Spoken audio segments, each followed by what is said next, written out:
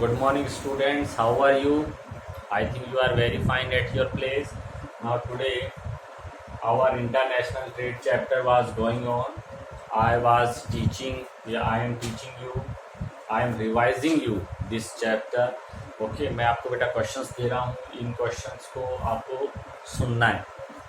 इन questions को सुनने के बाद में you will try to get the answer. फिर उनके आंसर को देखना और फिर मेरे आंसर के साथ में अपना आंसर मैच करना. बेटा रटना नहीं है, इन क्वेश्चंस को एक बार समझना है. ठीक है, चलो. अब क्वेश्चन है, what define free trade and what are it effect. Free trade का मतलब बेटा बिल्कुल मत समझना कि इंपोर्ट और एक्सपोर्ट ड्यूटी नहीं लगेगी लेकिन नॉमिनल लगेगी. व्हाट आर इट इफेक्ट्स, इसके इफेक्ट्स क्या क्या होते हैं. मैंने बताया था फ्री ट्रेड जो है डेवलप कंट्री जो है वो चाहेंगे कि फ्री ट्रेड हो, क्योंकि वो खुद चाहते हैं कि इंपोर्ट और एक्सपोर्ट ड्यूटी उनकी कम लगे. अच्छा, साथ ही साथ में फिर क्या होता है, उनके पास में जो मटेरियल होता है, प्रोडक्ट जो होता है डेवलपिंग कंट्री में, उनके कंपैरिजन और प्रोडक्ट होता ही नहीं है दूसरे कंट्री में, जिसकी वजह से ये तो अपना जो मटेरियल है वो इजीली बेच देते हैं दूसरे कंट्री में, लेकिन दूसरा कंट्री अगर इनके एरिया में आके उस मटेरियल को बेचना चाहे तो इट वाज नॉट पॉसिबल, क्योंकि कॉम्पिटिटिव लेवल के ऊपर डेवलपिंग कंट्री का जो प्रोडक्ट है वो इस लेवल का होता ही नहीं. अब आंसर देखते हैं. Opening up economic for trading is known as the act of opening up economic for trading is known as free trade और ट्रेड लिबरलाइजेशन. अंडरलाइन कर लेना, इसको ट्रेड लिबरलाइजेशन भी कहते हैं. इंडिया ने भी एलपीजी पॉलिसी अपनाई थी. लिबरलाइजेशन, प्राइवेटाइजेशन और ग्लोबलाइजेशन, ध्यान रखना, मैं आपको ये आगे किसी चैप्टर में आएगा तो बताएंगे. This is done by the bringing down trade barrier like tariff. Trade barriers को कम कर दिया जाता है. मतलब पहले क्या होता था, ट्रेड बैरियर्स लगा दिए जाते थे, इतना ज़्यादा टैरिफ लिया जाता था कि हर कंट्री या मोस्टली कंट्री अपना माल इजीली उस कंट्री में नहीं बेच पाती थी. तो WTO बनने के बाद में थोड़ा सा ईजी हो गया. Trade liberalisation allow goods and service from everywhere to compete with domestic product and service. ठीक है, कंपटीशन होता है. Globalizations along with free trade can adversely affect the economy of the developing country by not giving equal playing field for imposing conditions which are unfavorable. अच्छा, इसमें वो भी आ जाएंगे. इसमें इफेक्ट आ रहा है तो पॉजिटिव और नेगेटिव इफेक्ट डालो. नेगेटिव इफेक्ट में क्या हो गया, हर कंट्री जो होता है डिपेंडेंट बना रहता है दूसरे कंट्री के ऊपर. ठीक है.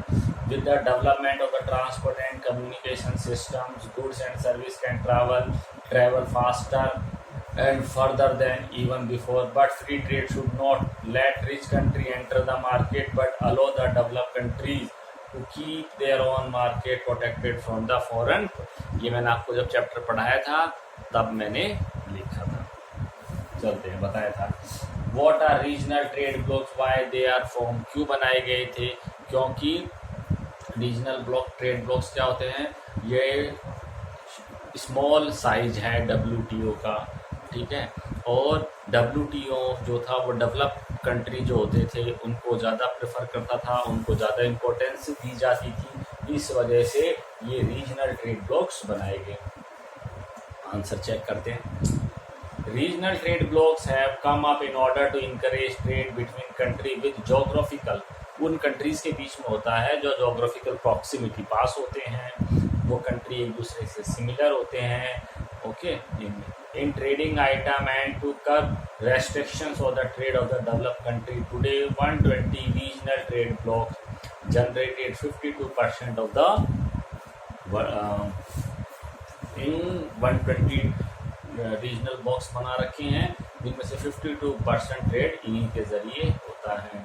ठीक है. ये क्यों बना था? These trading blocks develop as a response to the failure of the global organisation to speed up intra regional trade. Through these regional blocks, remove trade tariff within the member nation and encourage free trade. In the future, it could get increasingly difficult for free trade to take place between different trading blocs. What are the advantage of the international trade? Advantages क्या हैं? मैंने बताया था हर country जो होता है एक specialise होता है, एक पर्टिकुलर रीजन स्पेशलाइजेशन होता है किसी प्रोडक्ट को प्रोड्यूस करने में. जैसे कॉटन है, कॉटन मोस्टली कंट्रीज में उगाया ग्रोन होता है, लेकिन कई बार क्लाइमेटिक कंडीशंस की वजह से किसी एक रीजन का जो कॉटन है वो सुपीरियर क्वालिटी का बन जाता है क्लाइमेटिक कंडीशंस की वजह से. तो उसके डिमांड करने वाले जो पीपल्स हैं उनको, उनके लिए इंटरनेशनल जो ट्रेड है ये बना हुआ है. तो ये किस लिए है? Higher level of the production, better standard of the living world wide, availability of goods and service, equalization of price and wages. Okay, इसके लिए What are the concern related with the international trade? International trade की concern क्या है? जैसे मैंने बताया था ये डिपेंडेंट बना देता है. क्या क्या है? It lead to dependence on the other country, uneven level of the development. अब भारत और पाकिस्तान एक टाइम पे ही दोनों इंडिपेंडेंट हुए थे, लेकिन भारत बहुत ज़्यादा अच्छी इकोनॉमिक कंडीशन है, जबकि पाकिस्तान की नहीं है. पाकिस्तान का एक्सप्लॉयटेशन अमेरिका वगैरह और जो डेवलप कंट्री हैं वो करते रहे. इस वजह से global trade affect many aspects of life. It can impact everything from the environment to health and well-being of the people around the world. ये हमारे एनवायरनमेंट को भी ख़राब करता है. कैसे? कई बार कुछ, जैसे मैं आपको एग्जांपल दूंगा, जैसे जापान जो है इंडिया से आयरन और डिमांड करता था, तो आयरन और यहाँ से एक्सपोर्ट होता था. लेकिन अब क्या हो गया, ये आयरन और जो है जब वहाँ जापान में जाता है तो वहाँ पे इसको मेल्ट किया जाता है, प्योर किया जाता है, जिसकी वजह से एनवायरमेंटल प्रॉब्लम जनरेट होती है. तो अब जापान जैसे जो कंट्रीज़ हैं वो इंडिया से क्या कहते हैं कि आप हमें आयरन पिग मास बना के दो, यानी कि आयरन को मेल्ट करना, उसकी प्योरिटी गुड करना, ये सारा काम इंडिया में ही करो, हमें तो प्योर दे दो. As country compete to trade, remove production and the use of natural resources, special resources, इस तरह से मेरीन लाइफ को भी इफेक्ट कर देता है ये कई बार हैं. और इंटरनेशनल ट्रेड क्या करते हैं, किसी दूसरे कंट्री में जाके वहाँ पे आरओ प्लांट्स लगाने लग जाएंगे तो environmental problems. Okay, explain the type of port on the basic of types of tariff they traffic they control. अच्छा, ट्रैफिक के अकॉर्डिंग अपन ने 3 टाइप्स में बांटा है. इंडस्ट्रियल टाउन है, कमर्शियल पोर्ट्स है, इंडस्ट्रियल पोर्ट है, कमर्शियल पोर्ट हो गया, और कॉम्प्रिहेंसिव पोर्ट हो गया. इंडस्ट्रियल पोर्ट में क्या क्या हैंडल किया जाता है? ग्रेन, शुगर और ऑयल, केमिकल एंड सिमिलर होता है.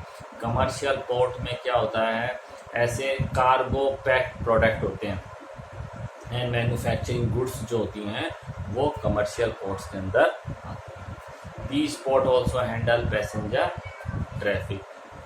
तो देखो, इंडस्ट्रियल पोर्ट जो होता है इंडस्ट्रीज के आसपास में होता है, जहाँ पे मैंने बताया ग्रेन, शुगर, केमिकल्स वगैरह जो हैं ये एक्सचेंज होते हैं.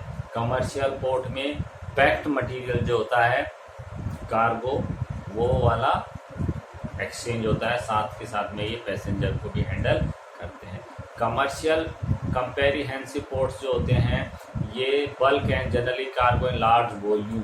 Most of the world great ports are classified as comprehensive port. ये जो कंपेरिहेंसिव पोर्ट हो गए ये दोनों ही पोर्ट का काम करते हैं और एट ए ग्रेट लेवल पे.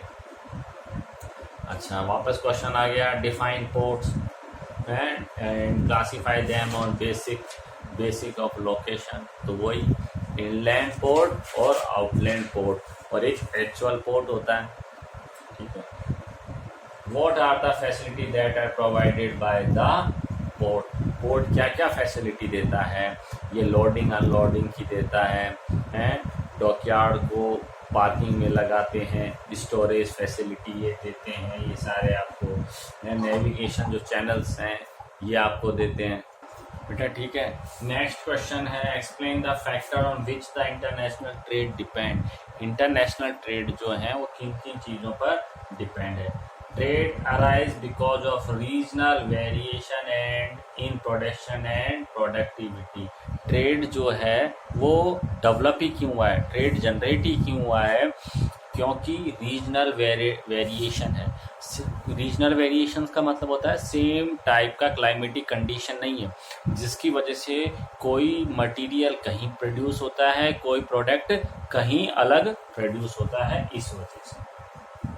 Okay, it also arise because of great variation in location and distribution of the natural resources. Okay, natural resources जैसे आयरन है, आयरन इंडिया में मिलता है, जापान में नहीं मिलता। रीजनल वेरिएशंस की वजह से नेचुरल जो रिसोर्सेज हैं वो भी इक्वली डिस्ट्रीब्यूटेड नहीं है through out the world.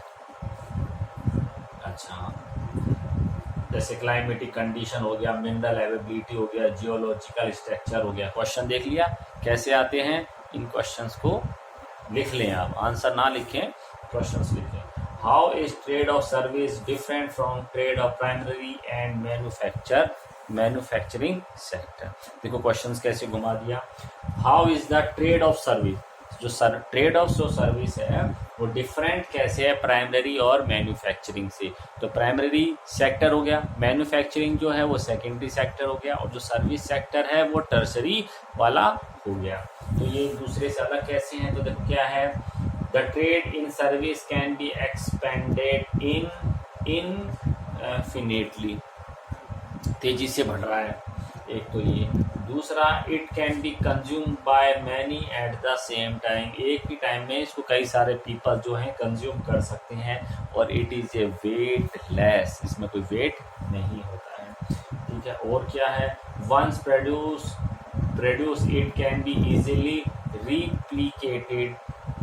Next क्या है, service trade is capable of generating more profit than producing good.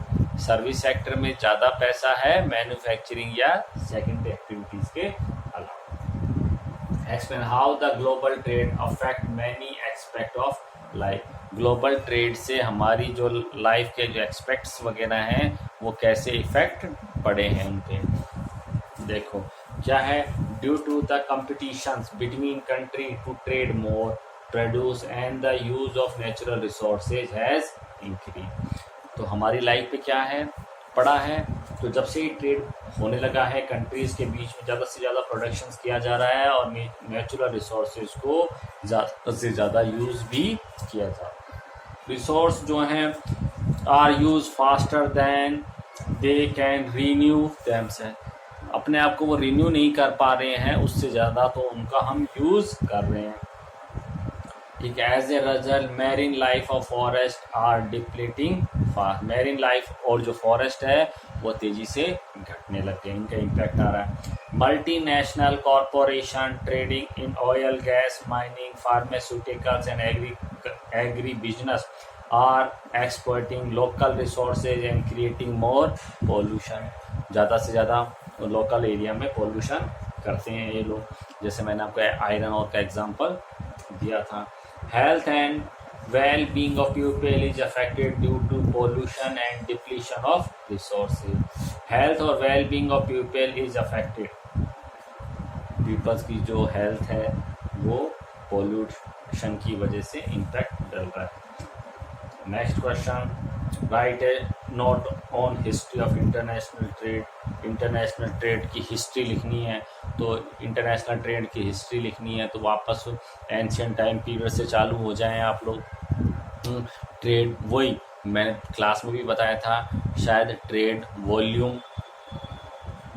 Volume, composition of trade, और थर्ड वन क्या था, डायरेक्शन ऑफ ट्रेड। इसके बारे में आपको बताना है रीजनल टू रीजनल वाले एरिया से। Now give the signification of the stage of economic development and extend of foreign investment as basics of international trade in details, ये लिखना है आपको। अच्छा बेटा एक चीज़ बताना मेरे को कि मैंने शायद ये चैप्टर्स आपको क्लास में पढ़ाए थे, तो अब मैं इनका रिवीजन चालू रखूं। जैसे मेरा अभी प्लानिंग है कि मैं आपको क्वेश्चन आंसर सॉल्व करवाऊं, इसके बाद में प्रीवियस चैप्टर फिर ले लेंगे। तो ये ठीक है, या मैं अपना नया चैप्टर्स जो है वो स्टार्ट कर दूं, नेक्स्ट बुक जो है वो स्टार्ट कर दूं। इसके लिए आप मेरे को मेरे पर्सनल नंबर पे मैसेज छोड़ें विद नेम, ठीक है। फिर जैसा आपका वो होगा उसके अकॉर्डिंग अपना करेंगे। बोर तो नहीं हो रहे ना? हाँ, छोटे छोटे बंद हो गए, क्योंकि कैमरे के सामने वो फीलिंग्स ही नहीं आती हैं जो क्लास में आती थी। क्लास में एक इंटरेक्शंस होता था बच्चों के बीच में, जिसके समझ में नहीं आ रहा उसके फेस से पता चल जाता था। अब पता ही नहीं चलता है। हम बस एक एज ए कंप्यूटर हम पढ़ा देते हैं, अपना मैसेज सा छोड़ देते हैं, आपकी समझ में आया आप पूछोगे नहीं। और जहाँ तक मेरा है मैं पूरा समझाने की कोशिश कर ही रहा हूँ आप लोगों को। Give the signification of the stage of economic development, extent of foreign investment on the basis of international trade। ये वही वाला आ गया आपका country agro product exchange of manufacturing goods, whereas industrialization, nation export machinery and finished product and import food grain and other raw material। मतलब कि country जो हैं वो बटे हुए हैं, एग्रीकल्चर बेस्ड कंट्रीज़ हैं और मैन्युफैक्चरिंग बेस्ड कंट्रीज़ हैं। तो मैन्युफैक्चरिंग बेस्ड कंट्रीज जो होते हैं वो एग्रीकल्चर बेस्ड कंट्रीज से अपना प्रोडक्शन ले लेते हैं, प्रोड्यूस उनका वहाँ का फूड ग्रेन जो है वो मंगा लेते हैं, बदले में उनको मशीनरी वगैरह दे देते हैं। चलते हैं आगे। List the function and criticism of world trade organization. World trade organization के फंक्शंस तो कितनी बार बता दिए, 3 फंक्शंस हैं, ठीक है। और इनका क्रिटिसिज्म क्यों होता है? क्योंकि ये डेवलप कंट्री को ज़्यादा प्रेफरेंस देते थे। अच्छा, अब वही आ जाते हैं पोर्ट पर। What are the types of port on the basis of specialized function. Specialized functions के अकॉर्डिंग पोर्ट्स को हमने किस में बांट रखा? तो मैंने कोड दिया था ओपेंस, याद है? तो ऑयल पोर्ट है। ऑयल पोर्ट क्या होता है? जहाँ पे रिफाइनरी वगैरह लगी हुई रहती हैं। और some of these tanker port and some are refinery port है। ये फिर है port of call. Port of call का मतलब हो गया कि जैसे रास्ते में कोई ऐसा पोर्ट आ जाए जहाँ पे रिफिलिंग करवाना हो, उसमें रिफ्रेशमेंट का सामान वगैरह लेना हो। जैसे अपन कहीं जाते हैं, ट्रैवल करते हैं, रास्ते में अपन को किसी होटल पे रोक लिया जाता है, चलो खाना वाना खा ले थोड़ा सा, तो पोर्ट ऑफ कॉल वो वाले काम करते हैं। पैकेट पोर्ट्स, पैकेट स्टेशंस क्या होते हैं? जैसे एक सी हो गया, सी के दोनों तरफ जो हैं, सी के दोनों तरफ हैं 2 सिटी बसे हुए हैं, सेटल हैं, और वो एक दूसरे से कनेक्टेड हैं। किसके ज़रिए कनेक्टेड? तो वहाँ पे जो लोकल टाइप में शिप्स वगैरह चलती हैं उससे। Entry port. एंट्री पोर्ट क्या होते हैं? ये कलेक्शन पोर्ट होते हैं। जैसे यहाँ का भेड़ का सामान, नार्मल से कोई सामान आ रहा है तो वो दिल्ली जाना है, तो दिल्ली जाना है, जबकि उस शिप को कहाँ जाना है? उसको जाना है नारनौल से अलवर की तरफ जाना है। तो बेरोड में वो अपना सामान उतार देगा और जयपुर से दिल्ली जाने वाले पोर्ट में शिप में वो सामान वापस लोड हो जाएगा। नेवल पोर्ट्स वो वाले पोर्ट थे जो कि आर्मी रिलेटेड पोर्ट होते हैं, जहाँ पे कॉमन पर्सन का जो इंटरफेरेंस है वो बैन रहता है, ठीक है। अच्छा, factor basis of the international trade. What factor act as a basis of the international trade? तो डिफरेंस इन नेशनल रिसोर्सेज हो गया, geological structure, mineral resources, climate, population factor, cultural factor, ये हैं सारे आप डाल देना। Explain expect of the international trade. Expect कौन कौन से हैं? वही 3 हैं आपके। इनलैंड पोर्ट और आउटलैंड पोर्ट में डिफरेंशिएशन पूछा है, तो ये मेरे हिसाब से ये कंप्लीट हो गया। कल से मैं इसका एक प्रीवियस चैप्टर्स और ले लेते हैं। Good day, bye.